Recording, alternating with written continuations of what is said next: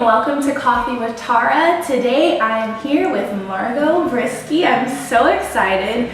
The first interview of 2017, and I couldn't have started it off any way better than interviewing this amazing woman of God.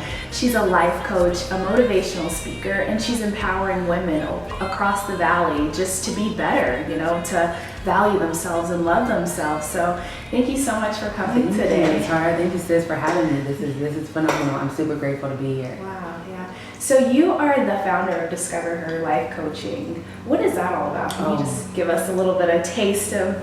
Yes, I will try. I get so, I just levitate when I begin talking about DiscoverHer. But just plain and simple, DiscoverHer Life Coaching is a lifestyle coaching company focusing on journeying alongside women to bring empowerment, self-healing, and helping women tap into their purpose. Wow. I love that you say self-healing because I feel like women, we're strong, but our roots go deep. We deal with a lot and, stuff from growing up or childhood. And I feel like healing is very important, for women who want to be successful or follow their purpose in life. So that's a really... Most indeed. And that's one aspect where a lot of times us as women, because exactly what you said, sis, we just take on and just cover it up and sometimes sweep it under the rug or we're not able to express what it is that we're going through because we've seen as emotional.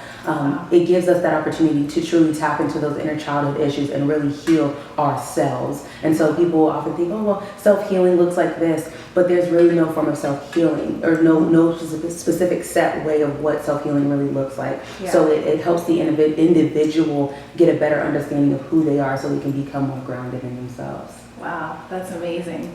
So what point in your life, when did you know that this is what I want to do? Did you hear a voice from God or something? Or when did you know that you wanted to be a motivational speaker and just make a difference in this world? The motivational speaking aspect literally was last year. For the last several years, so DiscoverHer is 3 years old. And so with that journey, it was life coaching. I said, let me build this company, let me build this company. And just things weren't aligning the way they were. And so I started praying, I'm like, God, you gave me these ideas. What do you really want me to do with that? Yeah. And he gave me one opportunity to speak. And I think it was an audience, it was a high school, so there were about 500 students. And I'm like, ooh, that's high schoolers? Oh my, and then yes, and we can even talk about that. And so when it was the audience was all these high school students, and I said, this is it. Yeah. DiscoverHer is here, the lifestyle coaching aspect. Yes, we definitely need to do that. I said, but the speaking, this is what you were calling me to do. Yeah. And from there, that's when the speaking took off. Several different engagements. We completed a 23-city tour. I mean, there were so many different things wrapped up in that. So. Wow, that's empowering. Wow.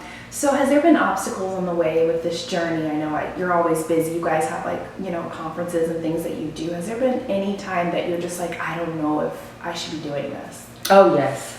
I would have to say one of the main times was when I think got to a point where I was expecting people to be there for me in the sense of, well, this is what I'm doing. This is what God has called me to do. Yeah. So support the vision. Ooh, and it's just Yeah. And some people, even though they present themselves as wanting to support people or claiming that they empower women, in reality they don't, because they see it as competition, and it's really, really unfortunate. So there's so many people out here who can be touched. Not everybody is not for DiscoverHer, and DiscoverHer is not for everyone. And so it's just support, just be present. It's important, and that's what I found to be the most difficult thing is I can't expect people to be there for me, and so I know that when I show up, I need to show up and do things without the expectation of reciprocity, because not everybody is going to value or the things that I value or be able to be present the way I am for other people. Wow. That's great advice, you guys. A lot of times we have these big goals and we expect everybody to jump on board, but not everyone's going to be there, and that's something I'm learning too. It's but when God puts a purpose on our heart, we like you said, it's so good to go for it, and God will bring the right people to support you as well. So thank you for sharing that. So I know that in your life coaching, you guys have 4 steps, the empowerment process, which I was fascinated with this. So I know there's phase 1, visualization, phase 2, willingness, phase 3, accountability, and phase 4, distinctiveness. What is the importance of these 4 steps? Thank you for asking that. I didn't even know we were going to talk about this. Oh my goodness. So I do have to step back for 1 second. The empowerment process stemmed from everything that we went through last year with the 23 city tour. And so that's literally what charged me. And it was, God, I want to commit to you 100% in this vision for Discover Her. What do you want me to do? And it came, what was birthed was the 23 city tour. So the vision there was journeying to empower 23 women in 23 different cities by my 23rd birthday. Wow. And so, you know, an enormous vision, and it was the opportunity. We were able to journey and impact the lives of over 600 women, different aspects in these 23 different cities. And so what was able to evolve was overcoming adversity, and that's what was birthed, was the empowerment process, how to begin to overcome the adverse life situations that you face. So the significance, I wanted to set that up specifically to go and say why those 4 phases specifically are significant. Stepping through is visualization, willingness, accountability, distinctiveness. You first have to see yourself outside of your situation in order to even be willing to take that next step, first and foremost. And so I say, hey, ladies, gentlemen, whomever is going to be present, if you can't visualize yourself out, you're not able to be willing to take the steps that are necessary for you to move forward or overcome your adversity. So that's why that one's pivotal. And then the willingness, what am I willing to do differently? Am I willing to take that step, that leap of faith to say, you know what, I'm ready, I'm broken, and I'm desperately in need of something greater than myself. But what does that look like? I don't know, but I'm willing. And that takes like true humility to just, it's just like I surrender, hands and knees, that whole type of aspect, the accountability and the distinctiveness. It's holding myself to higher standards, seeing that, there is much more. I have a purpose. I'm purposed for more, and holding yourself to that higher standard, and then allowing other people to see your messiness. That's a little difficult too, right? And then that distinctive phase 4, is that place where we're saying, you know what? I have been called, and this is my gift that's unique to me. Nobody else has this gift. Whether it's singing, your gift of singing is different than the next person who can sing, right? And so really tapping into that, being you unapologetically, and really stepping out and saying, you know what? This is me. This is who God has called me to be, and I'm confident and comfortable in that. Wow. So, just so many words of wisdom. I'm so grateful for you, and I feel like you have so much to share with the world, and there's a lot of hurt, and I feel like people can't grow until they deal with that. Correct. It's very important.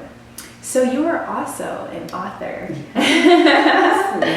Yes. And you have a book called Overcoming Adversity, The 6 Strides Toward Positive Perspectives. What does this book entail? Oh my. What were you thinking when you just started writing it? So I wrote this book in 24 hours. Wow. And that is not necessarily something I would recommend to anybody, but I was just, one of my mentors, or a few of my mentors were just saying, get it out and get this content out and tell your story. I was like, okay. And I just started writing. And so it is just that, it was, what does it mean to overcome adversity? So that's first and foremost. And then the different steps I took to begin to overcome myself in the adverse life situations that I was facing. So just a few of those things, adoption, abandonment, promiscuity, sexual assault, drug and alcohol dependency. So there's so many things just within the first 14 years of my life that literally could have wiped me out completely. Wow. And I got to a point where I said, I can't allow these things to define me. But then there's so many other people who, not even to compare my situations to other people, but who have worse situations than I do. But how can they too no longer define themselves by what it is that they're going through or their life experiences? And so I wanted to help provide some tools, tangible tools that do work if you begin to invest in yourself. And so those 6 phases, or those 6 strides, really help people begin to shift their perspective, looking at their situation from an objective standpoint. Wow, and I think it takes a lot of strength and humility from you to share what you've gone through and to be so transparent, because a lot of people, they can give advice, but if you haven't lived through something, sometimes it's harder to connect with people about certain things. 100%. So guys, get her book. Like, this is someone who's overcome a lot, and she's here, and she has those key tools to help you overcome things as well. So what do you want to accomplish in this world, Margot? When you leave, when your time's up, what do you want to have accomplished? Definitely. That is a phenomenal question. The main thing that I want to be sure to accomplish is that women are truly beginning to journey alongside one another as sisters genuinely, and that we're all making an imprint in the lives of other people. I am a firm believer, a strong believer that our lives are not our own, and that everything that I do is so much larger than me. So every decision that I make is going to affect somebody else. And so I need to be very intentional with the things that I do. Not everybody believes this. So helping other people broaden their visions and their perspectives and understand that, hey, if you make this decision, if it's not healthy for you, it's also not likely healthy for somebody else. And so it's that branching out and helping us begin, us as women and Black women primarily, that we don't have to compete with one another. We can love each other. We can journey with one another and help build each other up. And that's so important. Just because someone else's light is shining, it does not dim yours. There's enough love, enough, success and stuff for everybody. And that's something I admire about you, that you understand that, because we need each other. It takes a village. Not one person can just do something, you know? So when people are hating and stuff, it's like, we could do so much more if we all were on the same page trying to do good. Yes, you know? Exactly. So what is something about Margot that most people don't know? As much as I talk, I don't talk about me. Wow. And I talk a lot, and I talk all the time. Yeah. And I don't talk about myself most often. I do that too. And it's just like, wait, you don't? And I'm like, think about the things that we've had conversations about. I'm like, majority of the time it's not about me. It's about DiscoverHer or what we're doing with the DiscoverHer. But that's not me. That's all the people who are involved in the vision. Yeah.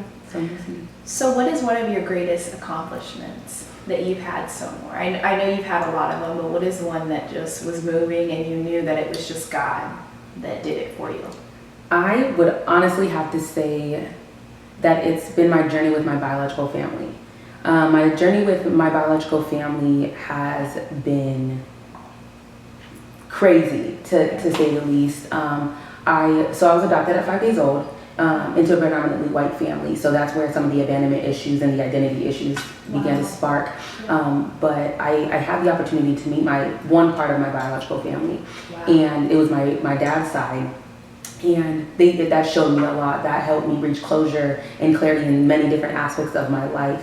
And that's actually what pushed me further with DiscoverHer. And so most people would think that I would equate one of my greatest accomplishments to what I've done with DiscoverHer, writing a book or my academics or whatever. But no, it's that journey through finding myself and not trying to become the person that I was supposed to be, because that's not real. And for a period of my life, I said, you know what? I think I was supposed to be Coco Boykins, which would have been my name with my birth family. And I said, no, I'm supposed to be a.margotbrisky. And that I would have to say is my greatest accomplishment, is saying, you know what? The life that I wasn't given was not my life. This is who I am supposed to be. Wow. Was that a scary experience meeting them? Did you have high expectations, or did you come into it just open?